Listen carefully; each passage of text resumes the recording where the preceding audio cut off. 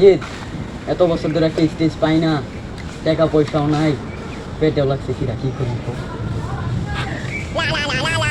অভিজিৎ, কে জানি কল দিচ্ছে। আর কেটে লেগে মনে হয় ফোন এসে, তাড়াতাড়ি ধরে। হ্যালো, এসিপি বর্তমান।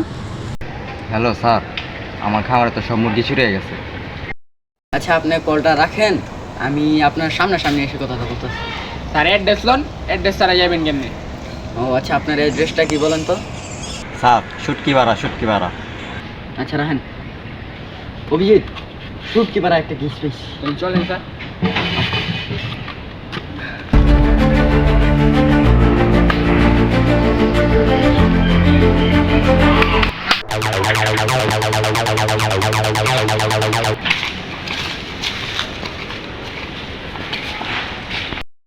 এই এসিপি আমি না তুমি।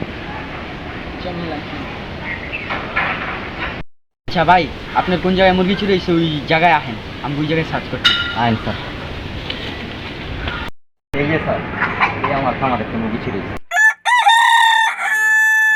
অভিজিৎ, এই জায়গাটা সার্চ করতে বল, এখনই সার্চ করো জলদি।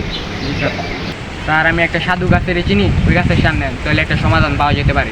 তুমি দেরি করতেছ না, চলো যাই।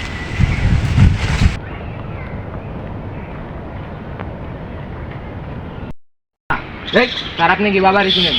বাবা লয়েছেন কথা মান।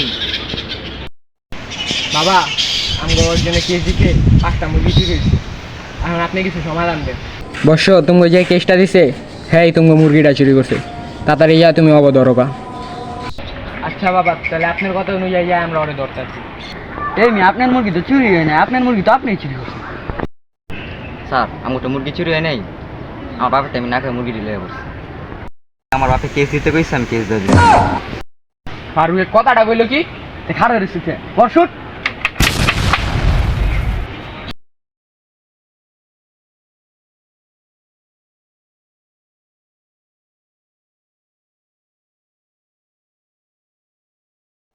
বর্ষ তুমি যে কেসটা দিছে, হ্যাঁ তুমি মুরগিটা চুরি করছে, তাড়াতাড়ি ইয়া তুমি অবদরকা।